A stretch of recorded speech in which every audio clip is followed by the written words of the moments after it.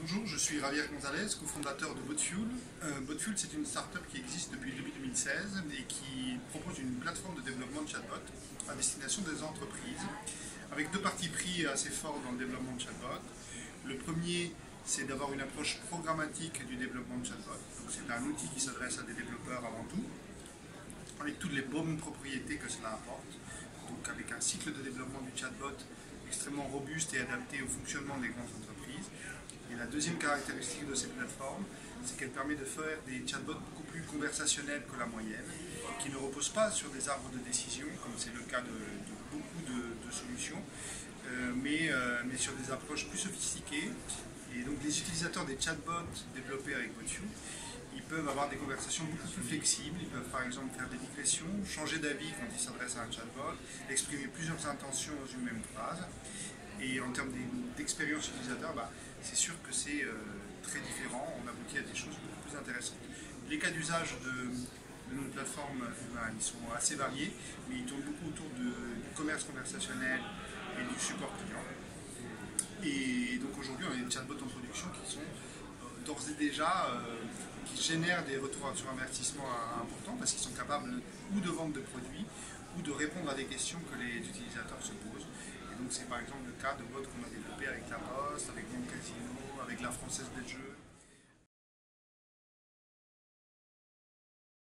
Notre plateforme, en fait, elle repose intégralement sur une technologie propriétaire, donc une technologie qu'on a développée. Elle se compose de deux briques. Il y a une brique qui est dédiée à la gestion des dialogues du chatbot. Et là, la technologie qui a été choisie, qu'on a choisie, c'est de proposer un framework open source écrit en Node.js, donc en JavaScript, pour que les développeurs d'applications mobiles et d'applications web puissent développer avec des outils qu'ils connaissent, donc du JavaScript. Et ensuite, sur la partie machine learning et intelligence artificielle, on utilise tout un tas d'algorithmes propriétaires. On a développé notre propre technologie, notre propre pipeline. Bien entendu, ils sont développés à partir de zéro les couches de machine learning, mais en développant les bons pipelines adaptés au chatbot et en faisant toute la partie traitement du langage. Alors, Boatfuel, c'est déjà une société qui a quand même beaucoup progressé et grossi, beaucoup de clients français parmi les entreprises du CAC 40, une équipe qui est désormais très pointue et un produit qui est donc disponible un peu pour tout le monde depuis la mi-2017. Les challenges de l'année prochaine, ils sont variés, être encore plus pointus dans les sujets d'entraînement des bots et rendre possible pour les entreprises d'entraîner les bots encore plus facilement avec peu de données d'entraînement. Premier challenge. Le deuxième challenge pour Boatfuel, c'est l'internationalisation.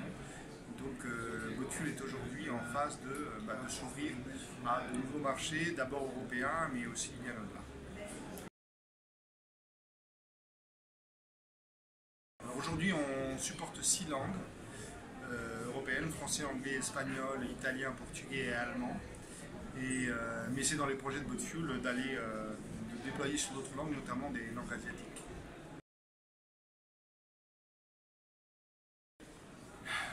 Alors, c'est une bonne question. Écoutez, pour rester dans le thème des robots, de la robotique en général, c'est vrai que les dernières vidéos réalisées par Boston Robotics de robots athlètes, je trouve, sont assez impressionnantes. Arriver avec de l'intelligence artificielle à répliquer aussi exactement des mouvements humains, je trouve que c'est quand même un exploit.